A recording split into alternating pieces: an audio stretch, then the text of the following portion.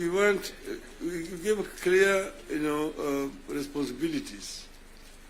The executive, the legislature, and the judiciary. And the legislature is supposed to make laws that the executive uses to run the country. And the judiciary is then there to ensure that in implementation of these laws, the executive is not overreaching or violating the law of the Constitution. But then, so the work of Parliament is representation, legislation, and oversight. Very clear, it's written there in the Constitution. Parliament is not supposed to be implementing. Parliament is supposed to be oversighting. It's not oversighting. And secondly, there is only two levels of devolution. There's, national and one level, county. Constituency is not an element of devolution. Devolution remains at the county. Down there at the constituency, the county government does implementation of the projects. I'm saying, correct.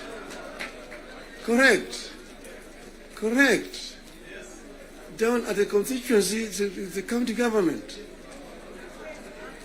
By the national government is supposed to do national projects, and we go down there. And there are functions which are clearly been assigned. Functions which have been clearly been assigned to the national government. I will tell you, your legislatures, and a very famous English politician said that I may not agree with what you have to say, but I shall not defend unto death your right to say it. So listen to me. Let me say it. And then you'll have a chance to come and respond. So I'm telling you, I know that sometimes the truth is very bitter. I was there, and we discussed with the Karue when he was moving around to bring the CDF. The CDF was brought because of circumstances that were prevailing at that time. In those days, with a centralized system of government, there were very little resources which are going down to the counties. And that's the reason why the Harambee became the major ways of mobilizing resources. Sometimes you find nearly 100 cards in your desk for Harambees here and there. Whenever the president moved around, we'll go around to counties, to the districts. And then we'll be addressing people. People will come up to tell them their problems. Mtukufu Rais, hapa kwetu barabara ni mbaya sana, haipitiki. Mvua ikinyesha kuna matope, barabara haipitiki.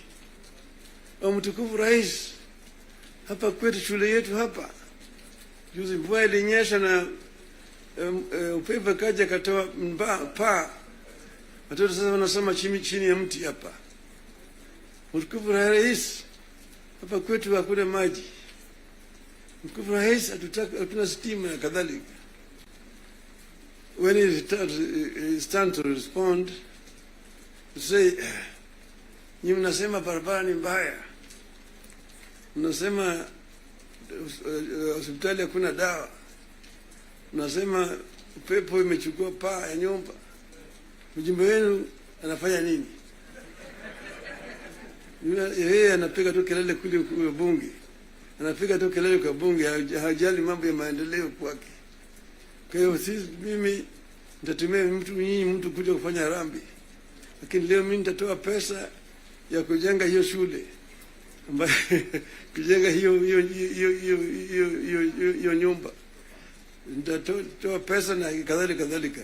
That was the end of it. So the MP was the one who was being blamed for the failure of the national government to do certain things in the constituency. And that's the reason why we came up with the idea of CDF. That was that time. Exactly that was that time. But then the constituency is now falls under the devolved government, which is being led by the governors. So constituency is not a devolved unit. And members of parliament themselves should not be involved in development because there's supposed to be oversighting. There's supposed to be oversighting. If you have yourself being involved in construction of roads, building of schools, hospitals, who is going to oversight you? Who is oversighting you? So, Mr. President, I hold very clearly that these MPs know that they should not have any business in trying to implement projects in their constituency. Implementation of projects should be left to the county government. Secondly, the oversight, the national parliament oversight the national government, whether it is the National Assembly or the Senate. Oversighting of governors, the responsibility of MCAs, members of the county assembly, not the senators. It's not the responsibility of the Senate to oversight. Senate wasting time of governors to come and answer questions about roads in the counties. And thirdly, the issue of extortion. The issues of extortion. The issues of extortion.